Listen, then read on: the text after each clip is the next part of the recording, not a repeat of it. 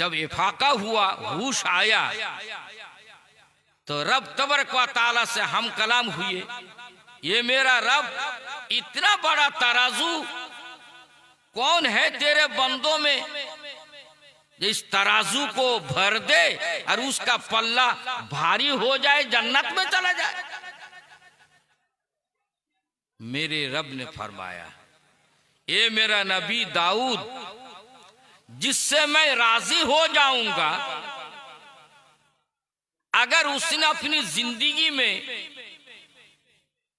इखलास के साथ, खुलूसियत के साथ, लिल्लाहियत, एक खजूर, एक छुहारा राहे खुदा में फकीर मिस्किन यतीम को दान कर दिया और उस पर मैं राजी हो जाऊं, तो वही एक खजूर एक पल्ला में भारी नजर आएगा। या फिर ये कह लो उसी में है कि अशहदु अल्ला इलाहा इल्लल्लाह व अशहदु अन्ना मुहम्मदन अब्दुहु व रसूलुहु। जिस कागज में लिखा रहेगा उसके नामे अमल में, तो उसको नेकी के पल्ला में रख दूंगा और उसके ऊपर मैं राजी हो गया, तो उसका वो एक उस कलमा शरीफ का वाला पल्ला भारी नजर हो आएगा। ये ना देख के ये बहुत बड़ा है, इसलिए कि दुनिया की उमूर पर, दुनिया की चीजों पर आखिरत को कियास नहीं किया जा सकता।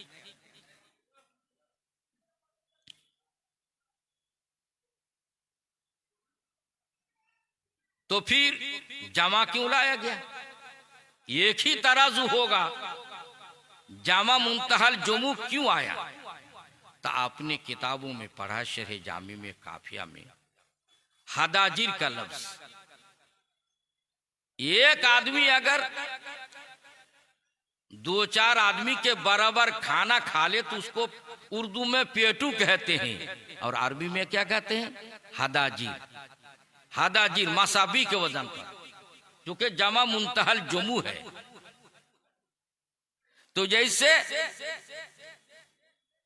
ज्यादा खाने वाला आदमी को, उसके लिए जमा मुंतहल जुमू का सेगा इस्तेमाल जायज है अरबी जुबान में। इसी तरह से एक तराजू जो के इतना बड़ा, इतना चौड़ा है कि जिसमें सारे तमाम आसमान और जमीन रख दिए जाए तो आ जाएगा, भर जाएगा।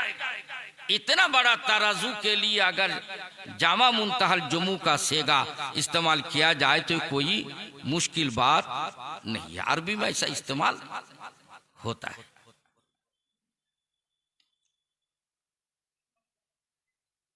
तो ये उसके आजिम, वो तराजी बहुत बड़ा होने की वजह से उसको जामा मुंतहल जुमू के सेगा से इस्तेमाल किया गया है। और वनदाउल मवाज़िन अल क़िस्ता, और हम इंसाफ के तराजू को रखेंगे क़यामत के दिन। मवाज़िन जामा मुंतहल जुमू है और यह है क्या? मौसूफ। ये क्या है? अल क़िस्ता, ये है सिफत। मौसूफ और सिफत में मुताबकत नहीं है, क्योंकि किस्ता है मस्दर। यही उसका जवाब है, यही उसका जवाब है। जैसे कि अल कलिमा तो लफ्जुन, कलिमा मुअन्नस है, लफ्जुन मुज़क्कर, वो मुब्तदा, ये खबर, मुब्तदा खबर में मुताबकत नहीं।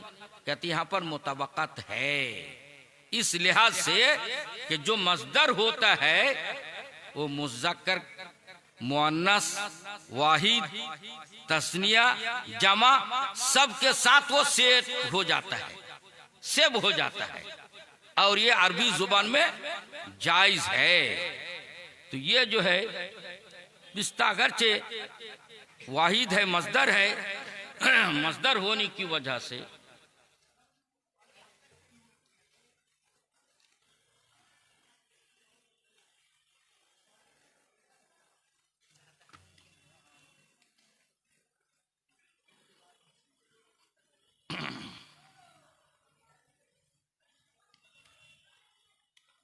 समझ रहे हैं?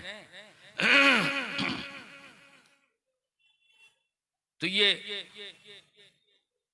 ले यौमिल क़ियामत, क़ियामत के दिन हिसाब के लिए तराजू रखेंगे।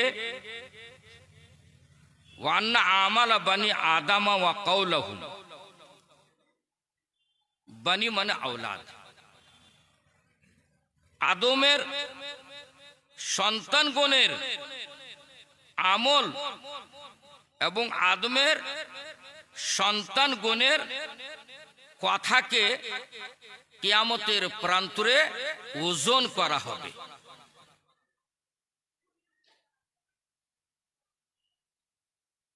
আদমের সন্তানগণের আমল এবং তিনাদের কওলকে, কথাকে কিয়ামতের প্রান্তরে ওজন করা হবে। কুরআন মুকদ্দাসের আয়াত, বহু আয়াতে কারিমাতে আদমের সন্তানের আমলকে ওজন করার কথা এসছে এবং হাদিস শরীফের বহু জায়গাতে আদমের সন্তানের কথাগুলোকে ওজন করার কথা এসেছে। যতক্ষণ পর্যন্ত কোন বাক্যকে, কোন সেন্টেন্সকে, জুমলাকে হাকিকি মানার উপরে, হাকিকির অর্থের উপরে নেওয়া যাবে, ততক্ষণ মাজাজি অর্থ নেওয়া যাবে না। মাজাজি অর্থ নেওয়ার জন্য দুটো জিনিস লাগবে। একটা হলো কি, হাকিকি অর্থ নিলে মুতাকাল্লিমের যা উদ্দেশ্য আছে হাসিল হবে না, আর সেটার জন্য একটা শরঈ দলিলের দরকার। আর এখানে শরঈ দলিল ওরকম পাওয়া যাচ্ছে না। অতএব একে আমরা হাকিকি, মানে আসলে মানুষের আমল এবং কওলকে, কথাকে কিয়ামতের প্রান্তরে ওজন করা যাবে। এর ওপরে মুতাজিলি একটা ফিরকা এখন নেস্তেনাবুদ হয়ে গেছে, আগের যুগে ছিল। তারা প্রতিবাদ করেছে এই বলে যে হিসাব হয়ে গেল, কিতাব হয়ে গেল, তারপরে আবার আমলকে ওজন করার তো কোনো অর্থ থাকে না, মানে থাকে না। হিসাব কিতাব হয়ে গেল, তারপরে আমল ওজন করার কি দরকার? সবে তো জেনে ফেললো কে জান্নাতি কে জাহান্নামী। এর প্রতি উত্তরে আমাদের আহলে সুন্নাত ওয়াল জামাত এই উত্তর দিয়েছেন যে ঠিক আছে, হিসাব হয়ে গেল, কিতাব হয়ে গেল, इत्मीनान कल्ब के लिए, दिल को सुकून पहुंचाने के लिए, कि जैसे कि हजरत इब्राहिम अलैहिस्सलाम ने अपने रब से अर्ज किया, या अल्लाह कैफ तुहील मौता, तू मुर्दों को कैसे जिलाएगा, मरा मानुषके কিভাবে আপনি জিলাবেন? তো আমার রব কি বললেন, আলা তুমেনো, তুমি কি এটা বিশ্বাস করো না? তিনি বলেছিলেন, বালা, কেন বিশ্বাস করি? আমি বিশ্বাস করি, কিন্তু ইতমিনানে কলব, হাক্কুল ইয়াকিন, শুনে একটা বিশ্বাস হলো, ইয়াকিন হলো, তার উপরে একটা মর্যাদা আছে হাক্কুল ইয়াকিনের। ওই হাক্কুল ইয়াকিন হাসিল করার জন্য চোখে আমি দেখতে চাই, আমাকে দেখিয়ে দাও। লম্বা ঘটনা আছে, যাচ্ছি না, সংক্ষিপ্ত এটা বুঝাতে চাইছি যে হিসাব কিতাব করার পরেও মানুষের মনে হয়তো দ্বিধাবোধ থাকতে পারে যে এটা আমার মনে হয় আমি জান্নাতি চলে যেতাম, আমারটা মনে হয় ঠিকঠাক হয়নি। যখন তারাজুতে ওজন করা হবে আর যাররা পরিমাণ নেকির পাল্লা যদি এক রায় দানার সমতুল্য যদি নেকির পাল্লাটা ভারী হয়ে যায়, তো রব তাবারক ওয়া তাআলার তার জন্য জান্নাতের পরওয়ানা লিখে দিয়ে জান্নাতে পাঠিয়ে দেবেন। আর যদি গুনহার পাল্লা যাররা পরিমাণ অর্থাৎ রায় দানার পরিমাণ যদি বেশি হয়ে যায়, তাকে জাহান্নামে নিক্ষেপ করে দিবেন। এর থেকে ইশারা পাওয়া যাচ্ছে যে সমস্ত মানব জাতের আমলকে ওজন করা হবে কি? উত্তর কি হলো? না। 3 কোয়ালিটির মানুষ হবে, 3 প্রকারের লোক হবে। এক প্রকার হলো বিনা হিসাব কিতাবে ওজনে, হিসাব হবে না, কিতাব হবে না, আমল ওজন করা হবে না, তাদেরকে জান্নাতে পাঠিয়ে দেওয়া হবে। পড়েন সুবহানাল্লাহ। তারা কে? তারা হলো ওই মুমিন যেনারা নিজের জীবনে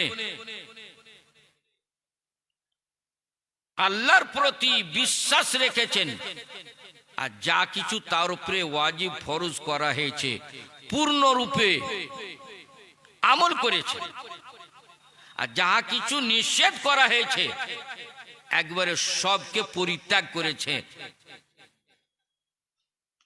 ঈমান আছে, পূর্ণ আমল আছে, কিন্তু একটিও গুনাহ নেই। যেমন হাদিস শরীফের মধ্যে এসে ৭০,০০০ ব্যক্তিকে রব তাবারক ওয়া তাআলা বিনা হিসাব কিতাবে জান্নাতে পাঠিয়ে দিবেন,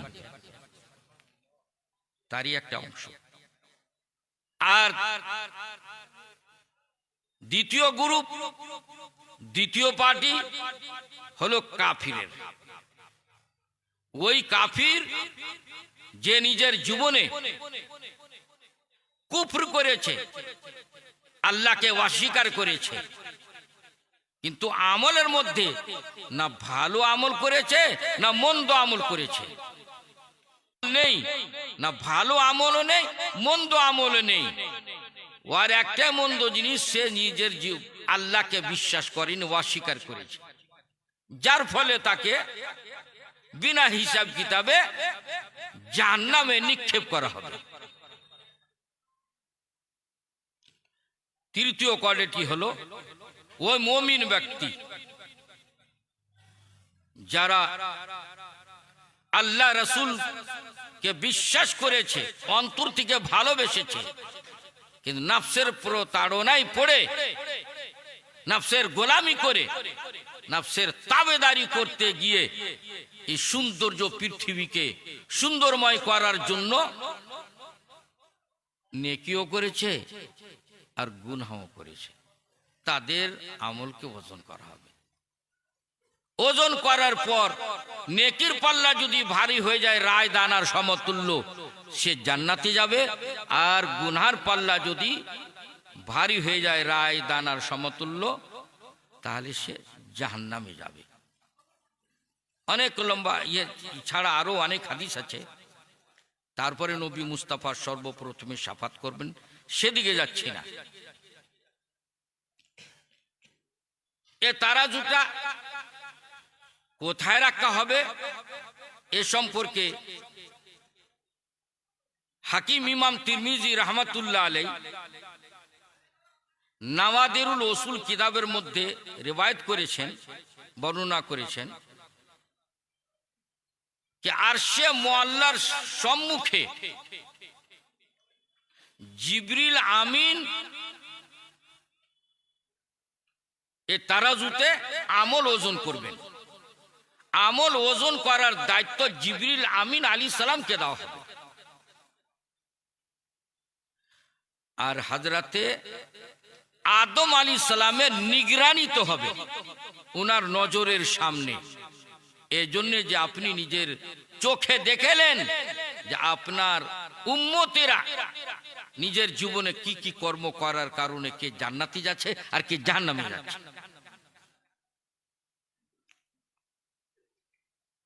নেকির পাল্লাটা আরশের ডান দিকে জান্নাতের মোকাবিলে রাখা হবে, জান্নাতের সামনে রাখা হবে, আর গুনহার পাল্লাটা আরশের বাম দিকে জাহান্নামের সম্মুখে রাখা হবে,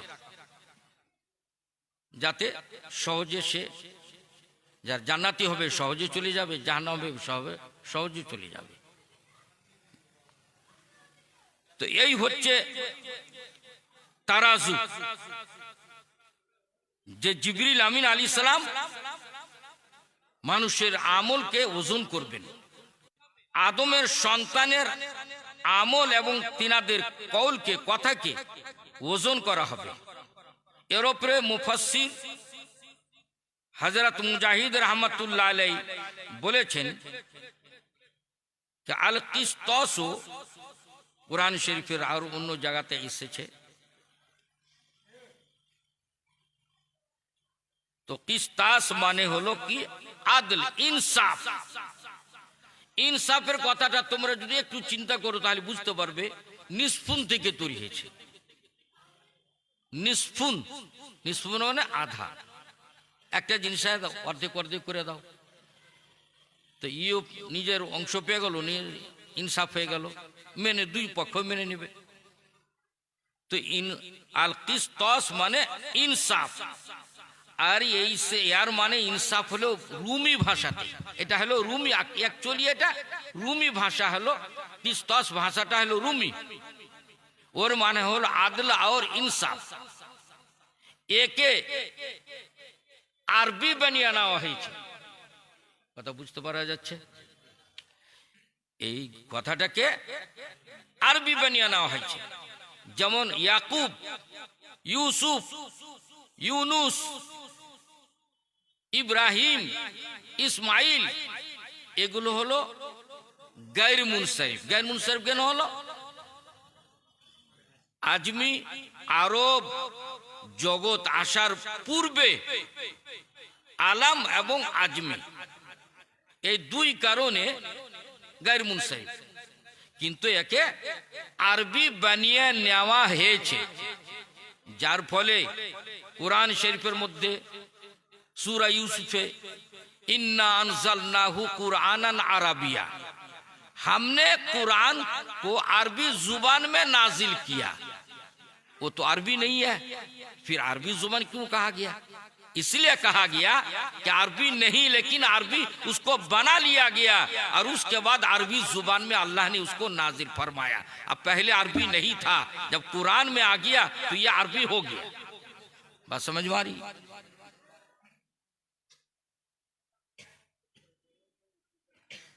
वयुकालु अल किस्त मसदरुल मुक्सित, और बोला जाता है किस्त शब्देर अर्थ, किस्त शब्दटा मुक्सितर मसदर। बस जाहिर आपको मालूम होना चाहिए कि मुक्सित जो है बाबे इफाल से इस्म फाइल है, बाबे इफाल से इस्म फाइल। इसका मसदर इकसात, इकसात है ना। तो किस्त मसदर कैसे? तो मुहद्दिस ने, अहले लोगात ने इसका जवाब यूं दिया कि ये मसदर का मसदर है। अल किस्तो मसदरो मसदरिल मुक्सिते, मुक्सित के मसदर का मसदर, मुक्सित का मसदर इकसात है और उसका माद्दा और मसदर अल किस्त है। चूंकि यह लंबा हो जा रहा था, इसीलिए इमाम बुखारी ने यहाँ पर एक मसदर को हज़फ करके बता दिया कि मुक्सित का मसदर, हकीकत में मुक्सित के मसदर का मसदर है, या यूं कह लीजिए कि मुक्सित के मसदर का माद्दा है। समझ रहे हैं आप? अच्छा, और मुक्सित का माना आदिल के है, इंसाफ करने वाला। और मुजर्रद से जब कासित आएगा तो उसका माना जाहिर और जालिम के है। असल में दर हकीकत बात यह है कि अल किस्त जो है अस्माए अजदाद में से है। जैसे कि बै और शेरा, बै का माना बेचना भी आता है, खरीदना भी आता है, और शेरा का माना भी बेचना और खरीदना आता है। इसी तरह से किस्त का माना इंसाफ करना भी आता है और जुल्म करना भी आता है। अहले लोगात ने ये बताया। अब हदीस पर नजर किया।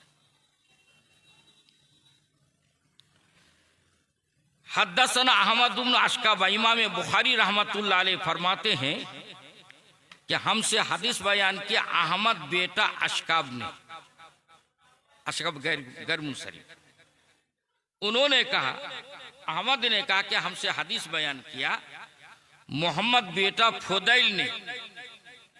मोहम्मद बेटा फुदैल ने रिवायत की उमर इब्न काका से।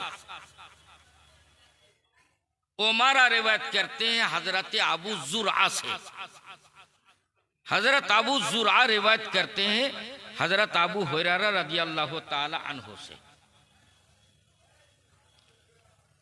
हजरत अबू हुरैरा रदियल्लाहु ताला अन्हु बोलें कि नबी करीम सल्लल्लाहु ताला अलैहि वसल्लम इरशाद करेছেন, कलेमाताने हबीबाताने इला रहमान खफीफाताने अला लिसान सकीलाताने फिल मीज़ान सुबहानल्लाहि व बिहम्दिही सुबहानल्लाहिल आज़ीम। नबी करीम सल्लल्लाहु ताला अलैहि वसल्लम इरशाद करें, দুটি কথা, দুটা কালেমা, দুটি কথা আল্লাহ পাক রব্বুল ইজ্জাতের দরবারে খুবই পছন্দনীয়, মাহবুব। ওই দুটি কথা আল্লাহর দরবারে খুবই মাহবুব এবং পছন্দনীয়, প্রিয় কথা। খাফিফাতানে আলা লিসান,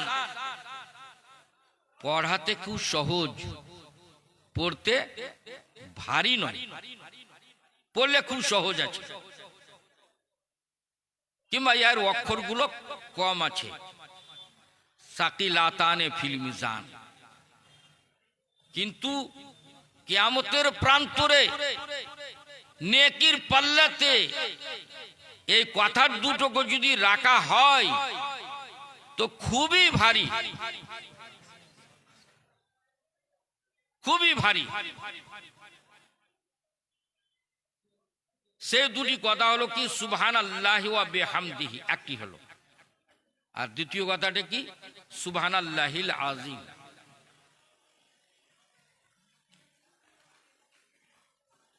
এখানে তোমরা পড়েছো এবং জানো আল কালিমাতু লফজুন ওদিয়া লিমানান মুফরাদান मुफरादिन मुफरादुन। कलेमा वो लफ्ज है जो वजह किया गया तन्हा एक माना के लिए। और कलाम किसको कहते हैं? अल कलामु मातज़म्मना कलिमातैन बिल इस्नाद। कलाम वो सेंटेंस है जो शामिल हो कम अज कम दो कलमों को इस्नाद के साथ। सिर्फ दो कलमा काफी नहीं है, दो कलमा इस्नाद के साथ हो, वो कलाम है। तो এখানে তো যে আমরা দেখতে পাচ্ছি এটা কালেমা নয়, কালাম। কি উত্তর হবে? কালাম কে কালেমা কেন বলা হলো? नहवियों की इस्तिलाह में कलाम, ये तो कलाम है ना। सरफी लोग कलेमा कहते हैं किसको? फेल को। मैंने हालांकि फेल से भी वो आम है, फेल से आम है। बहरहाल मंती के लोग कलेमा कहते हैं किसको? उस मुफरद को जो माना मुस्तकिल रखता हो और तीनों जमाने में से कोई एक जमाना उसमें पाया जाता हो, है ना। ये तो उसमें है ही नहीं। तो इसका जवाब क्या है? ये नहवी सरफी मंतिकी वाला कलेमा नहीं, बल्कि यहां पर उर्फी वाला कलेमा है। और उर्फी वाला कलेमा मुफरद को भी शामिल है और जुमला को और कलाम को भी शामिल है। बात समझ में आई आपको?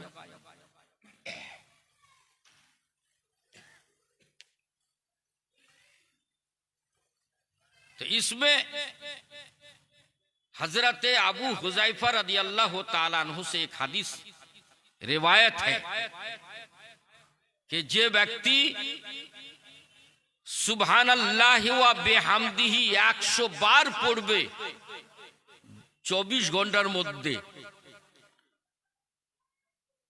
তার জীবনের গুনাহ খাতা মাফ হয়ে যাবে।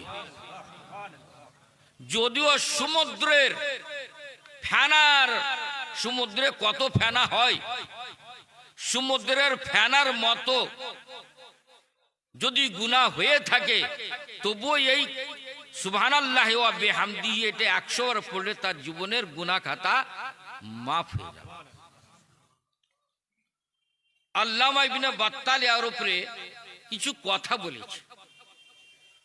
উনি বলেছেন যে হ্যাঁ, মাফ তো হবে, তবে কাবিরা গুনাহ থেকে বেঁচে থাকতে হবে।